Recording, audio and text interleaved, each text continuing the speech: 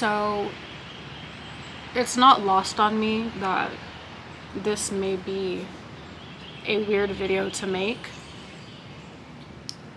but something that I've done since I was a child, although I didn't know it at the time, was that whenever I'm in some type of pain or I'm going through something, I've always tried to find a way to alchemize that pain.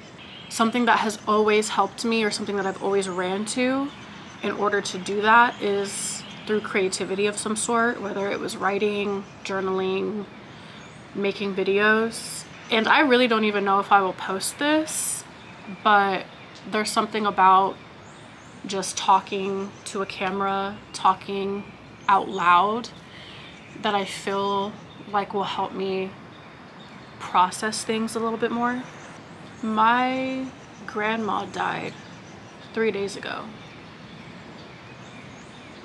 and the first 2 days I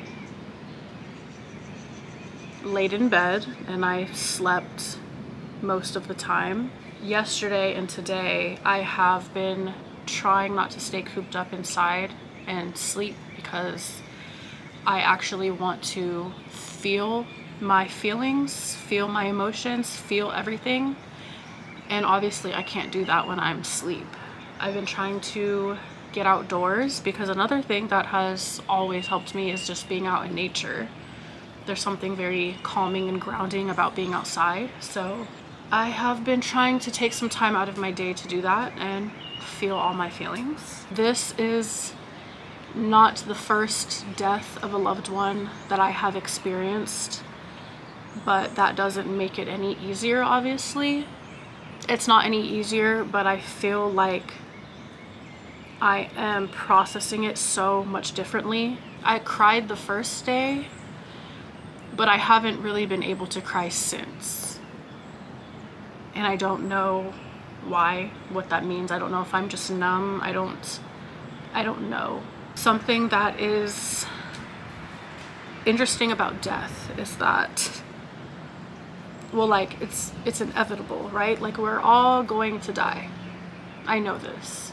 In retrospect, when you're thinking of like a grandparent, right, it's like, well, yeah, like typically that's the order in people's minds that like it happens, like grandparents pass away.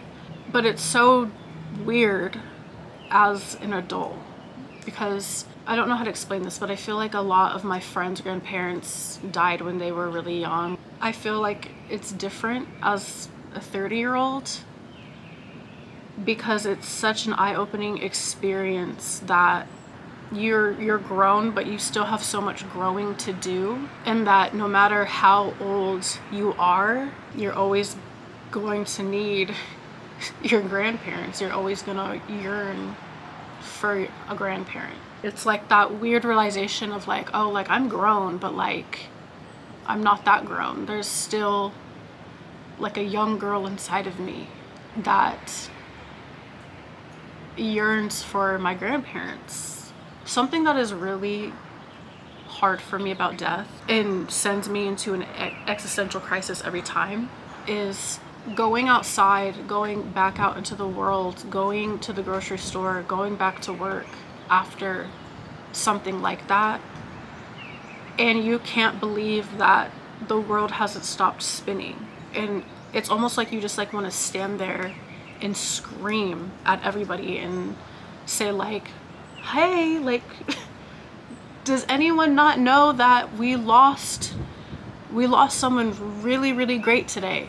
It's like, it almost feels like a slap in the face a little bit, because it's like, how has the world not stopped spinning? How are things still functioning as normal when it feels like your whole world has fallen completely apart?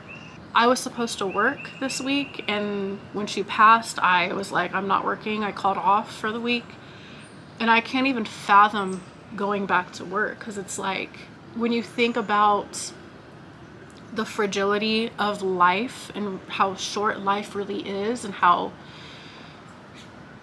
how the shortness of it all makes life beautiful. Something as mundane as a job is like the last thing you even want to do. Like, I'm over here like, what if I just didn't go back to work? I'm about to cry. Guess that's a good thing. I knew that talking would do something. There's really like, there's no point to this video other than to say that we lost a real one. We lost a real one a few days ago. I hate that something like that, something tragic or painful, how these times are usually the times that remind you how beautiful life is. Like, despite the pain of something like death, you can still look around and find beauty in something, or look back on memories and find beauty in even being able to have had that, to find the beauty in even being able to say that you knew them and you loved them, and no matter how painful it is, how you wouldn't change it. You wouldn't change knowing them even if you could. I just feel like she still had so much life in her, which makes it even harder. How could someone with so much light and life inside of them be gone? And then when you're a spiritual person like me, it's hard because you know that they're in a better place. Like, if that's what you believe in, then like, you know, they're like out of pain. They don't have to experience the denseness of this world anymore. And you're like, their soul is free and they're thriving and they're in a different dimensional plane, whatever you believe in, heaven. And in retrospect, that is a fantastic thing. It's like, it's almost like you think that you should be celebrating the fact that they are free of this world. But it's like, dang, you're not here with me. I'm going to walk into your home and fully expect to see you sitting in your spot on the couch, and I'm just never gonna see you again. You're not gonna be there. When you get the reminder that life is so short, it makes you want to live differently. And there's something beautiful about that. But I also just really want to embody the person that knows it every single day and doesn't need this kind of like reminder. Like, I want to experience life with the mindset of like knowing that life is short. So like, do what you want to do and take risks and love who you want to love and love hard, and don't ever take anything for granted. I feel like I'm just rambling at this point. I don't know. My grandma passing just makes me want to sit here and just take it all in just a little bit more. Just days ago, I probably wouldn't even been sitting here at this park. I would have missed it, you know?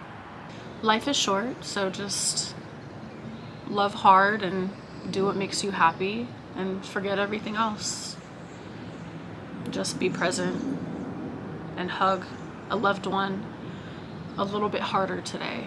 If you're going through what I'm currently going through and you ever see this video, if I ever post this video, sending so much love your way, and it's going to be okay. It always is, somehow. So, thank you for watching.